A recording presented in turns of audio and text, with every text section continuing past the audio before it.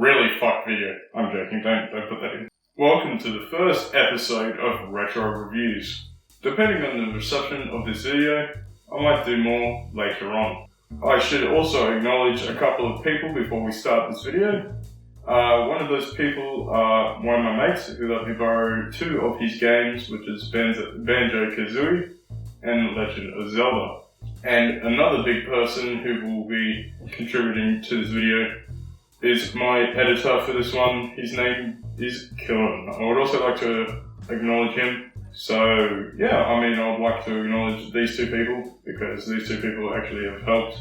Anyway, let's continue on with the video. This video is on the Nintendo 64. The Nintendo 64 was released on September 29th, 1996 for the North American market, while the Australian market received it 6 months later, on March 1st, 1997. Reception was received well by consumers, but wasn't big enough to influence the sales of the newly released PlayStation, which was only released 1 year earlier, shown here.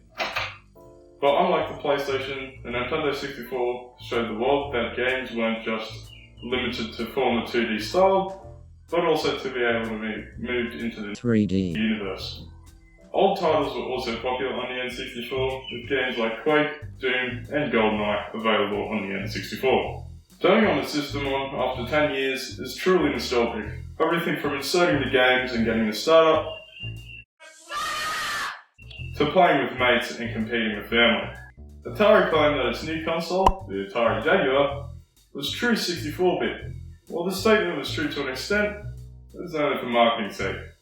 It was in fact a 232-bit system to add up to 64.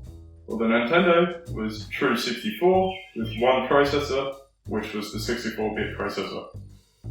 Now, I'm hoping that there will be two ads up on the screen. Soulja Boy.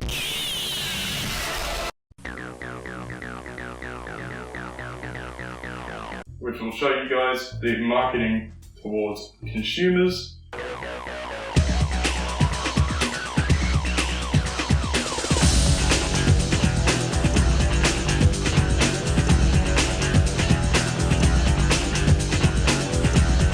I'm not going to get copyright striked by that. Some of you believe your system is the most advanced in the universe. Let's review the numbers. Sega Genesis is 16 bits. 3DO is 32 bits. The Atari Jaguar is 64 bits. Which is more advanced? Clifford! 16 and 32 are less than 64. Still with 64 bits, 3D graphics, real-world animation, and lightning speed that you can only get with Jaguar. Which is more advanced? Clifford! Can you repeat the question? Jaguar! Jaguar! Jaguar! Okay, so I basically just finished that. So yeah, anyway, I would just like to thank you, Killen, for your attempt on this video.